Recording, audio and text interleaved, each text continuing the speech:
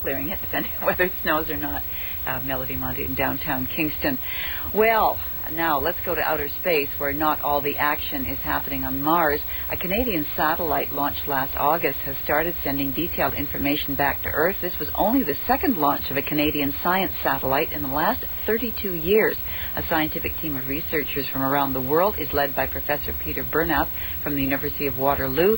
He's in Quebec City this morning. He's on business there. Good morning. Good morning, Eric. Dare I ask you what the weather's like in Quebec City? Cold but no snow. Cold but no snow. All right. Well, that's information about that. And you've got information back from your satellite. Congratulations on that, first of all. Yeah, we're very pleased. It's looking like the data's superb. What is it telling you? Well, so far, just really that the satellite is working. We're getting very high-quality data on the state of the atmosphere. We're getting spectra. What we're doing is we're recording the absorption of sunlight through the Earth's atmosphere, and from that we can deduce the various gases and particles that are in the atmosphere. And what is the goal of making those deductions? What ultimately are you looking for as far as information goes about the atmosphere? Well, there are a lot of mission goals. We're really flying a spectrometer. You can use it for many things. But we're going to study ozone depletion in the Arctic. Mm-hmm. In the springtime, most of the ozone disappears above both the North Pole and also in the spring over Antarctica. Yes. There's an ozone hole. But we can also look at things like climate change, where the gases like carbon dioxide and nitrous oxide are increasing. We'll be able to look at things like that as well. When will you actually be able to start studying the ozone over the Arctic? I mean, how much information, how much time needs to pass getting information from your satellite before you're able to make some deductions about ozone depletion in the Arctic?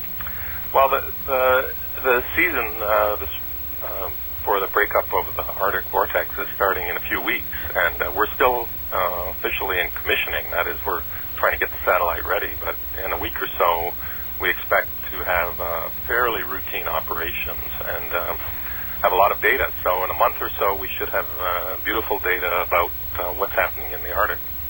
What happens to that information? How will it show up for those of us who are, mere observers in our lives? What will we find out about the ozone layer from what you're doing? Well, we can look at the chemicals that are involved in the creation of ozone and in the destruction of ozone. And so we'll get a pretty good idea about how and why this ozone depletion is taking place.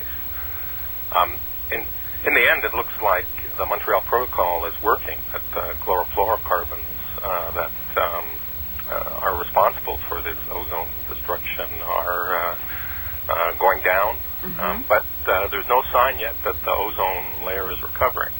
What about in the Antarctic? I know that's not your immediate focus, but I had heard at one point that there was some thought that it was repairing itself in the Antarctic. Yeah, well, there's no real sign yet of that. There was a paper this year that showed that the rate of decrease in the ozone layer has now stabilized. In other words, it's sort of gone flat. And yeah. So the amount of destruction is not increasing anymore, but there's no sign of recovery. Is it evidence, at least there in the Antarctic as well as the Arctic, that the Montreal Protocols are helping? The fact that it's gone flat, does that suggest? Yes, that's very promising. At least that, and then maybe repair is possible? Yeah, that will take about 50 years. Mm-hmm. So perhaps our children will see the ozone layer recover. Meantime, it's taken about 5 months from the satellite, which went up in August, to get significant data back. Why does it take 5 months for this kind of information to come? Well, partly it's we had on the science team unrealistic expectations about how long it would take. We thought it would take less. But the reason why it takes so long is the people at satellite operations in Saint-Hubert in Quebec are very careful, and they commission each subsystem. So each part of the satellite is commissioned.